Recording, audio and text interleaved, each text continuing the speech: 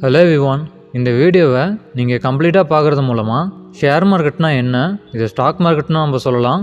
Share market எப்படி work ஆகுது, இந்த ஷேர் மார்க்கெட்டில் நீங்கள் பணம் இன்வெஸ்ட் பண்ணுறீங்க அப்படின்னா நீங்கள் என்னென்ன விஷயம்லாம் தெரிஞ்சுக்கணும் அப்படின்ற கம்ப்ளீட்டான இன்ஃபர்மேஷனை இந்த வீடியோ நான் ஷேர் பண்ண போகிறேன்.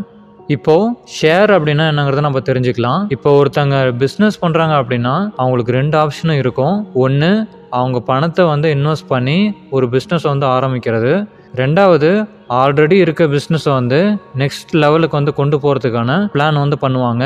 இப்போ ஆல்ரெடி ஒரு பிஸ்னஸ் இருக்குது, அதை க்ரோ பண்ணுறாங்க அப்படின்னா நெக்ஸ்ட் லெவலுக்கு அவங்களுக்கு அதிகமான பணம் தேவைப்படும். இதை ஒரு சின்ன ஸ்டோரி மூலமாக நான் எக்ஸ்பிளைன் பண்ணுறேன்.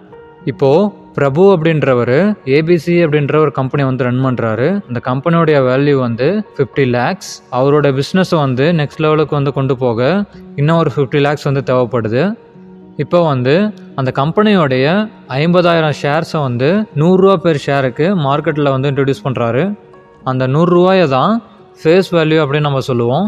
இப்போ பப்ளிக்லாம் அந்த ஷேர்ஸை வாங்குறது மூலமாக அந்த கம்பெனி ஓனருக்கு 50 lakhs கிடைக்குது.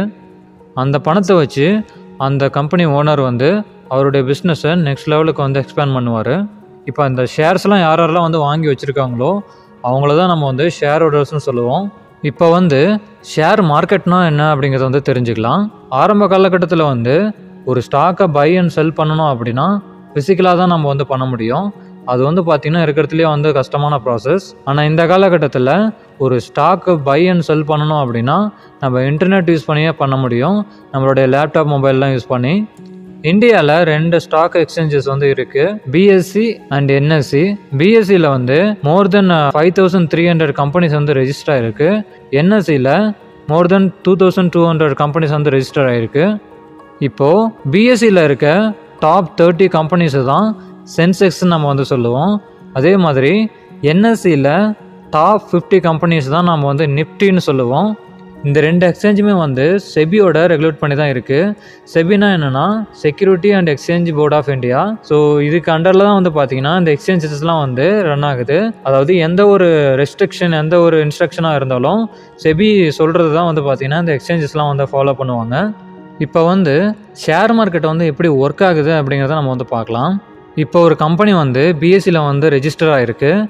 அந்த பிஎஸ்சியில் ஒர்க் பண்ணுறவங்கள தான் நம்ம ஃபினான்ஷியல் ப்ரோக்கர்ஸ்னு சொல்லுவோம். அந்த ஃபினான்ஷியல் ப்ரோக்கர்ஸ்லாம் யாருன்னு பார்த்தீங்கன்னா அவங்களுக்கு ஸ்டாக்ஸை பற்றின எல்லா நாலேஜுமே இருக்கும். இப்போ பப்ளிக் ஒரு ஷேரை பை அண்ட் செல் பண்ணுறாங்க அப்படின்னா இந்த ப்ரோக்கர்ஸோட கன்சல்டேஷன் அண்ட் சஜஷன் மூலிமா தான் அதை பண்ணுவாங்க. இந்த மாதிரி நம்ம ஒரு ஷேரை பை அண்ட் செல் பண்ணுறதுக்கு இவங்க கிட்டேருந்து நம்ம கன்சல்டேஷன் அண்ட் சஜஷன் வாங்குறதுனால ஒவ்வொரு டிரான்சாக்ஷன் அப்போவும் அவங்க ஒரு கமிஷனை கெட் பண்ணுவாங்க. இப்போ ஒரு பர்சன் இருக்காங்க, அவங்க ஷேரை பை பண்ணுறாங்க. இன்னொரு பர்சன் இருக்காங்க, அவங்க ஷேரை செல் பண்ணுறாங்க. இப்போ அந்த ப்ரோக்கர்ஸ் பிஎஸ்சி கான்டாக்ட் பண்ணி இந்த டிரான்சாக்ஷனை ஃபினிஷப் பண்ணி தருவாங்க. இதுதான் பார்த்தீங்கன்னா ப்ரோக்கர்ஸோட ஒர்க்கு. இப்போ இந்த ஸ்டாக் அண்ட் ஷேர் இதுக்கான டிஃப்ரென்ஸ் என்ன அப்படிங்கிறத பார்க்கலாம். இப்போ ஒரு கம்பெனி இருக்குன்னா அதை தான் நம்ம ஸ்டாக்காக கன்சிடர் பண்ணுவோம். ஃபார் எக்ஸாம்பிள் ஐடிசி இருக்குது அப்படின்னா அதுதான் ஒரு ஸ்டாக்காக நம்ம சொல்லுவோம். ஷேர் அப்படின்றது அந்த ஐடிசியில் எத்தனை நம்பர் ஆஃப் ஷேர்ஸ் நம்ம பை பண்ணுறோம் அப்படின்றத நம்ம பாயிண்ட் அவுட் பண்ண நம்ம அதை ஷேராக நம்ம சொல்லுவோம். இதுதான் பார்த்திங்கன்னா இந்த ஸ்டாக் அண்ட் ஷேருக்கு இருக்க டிஃப்ரென்ஸு. இப்போ இந்த ஷேர் ஹோல்டர்ஸுக்கு எப்படி ப்ராஃபிட்ஸ் கிடைக்கும் அப்படிங்கிறத பார்க்கலாம்.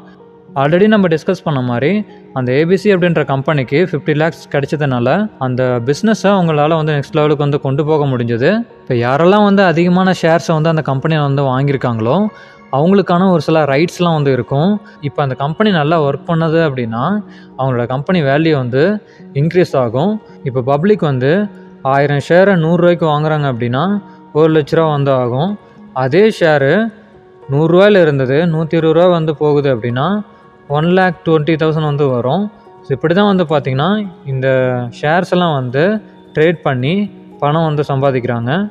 லாங் டேர்மாக இன்வெஸ்ட் பண்ணி ஒரு ப்ராஃபிட் பார்க்க மியூச்சுவல் ஃபண்ட்ஸ் அப்படின்ற ஆப்ஷனுமே இருக்குது.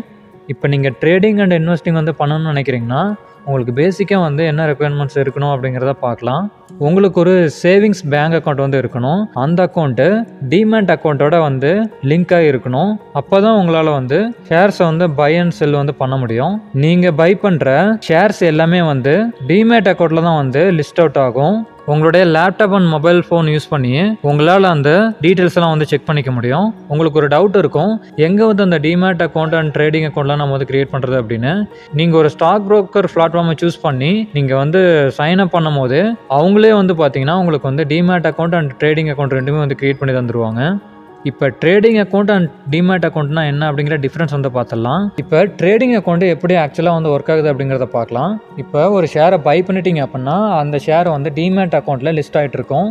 ஸோ இப்போது அந்த டிமேட் அக்கௌண்ட்டில் இருக்க அந்த ஷேரை வந்து நீங்கள் செல் பண்ணிடுறீங்க அப்படின்னா இப்போது அந்த ப்ராஃபிட் வந்து உங்களுடைய ட்ரேடிங் அக்கௌண்ட்டுக்கு தான் வந்து மூவ் ஆகும். ஸோ இப்போது அந்த மூவ் ஆன மணி வந்து பார்த்தீங்கன்னா நீங்கள் ட்ரேடிங் அக்கௌண்ட்டில் இருந்து உங்களுடைய சேவிங்ஸ் அக்கௌண்ட் பேங்க் அக்கௌண்ட்டுக்கு வந்து ட்ரான்ஸ்ஃபர் பண்ணுவீங்க.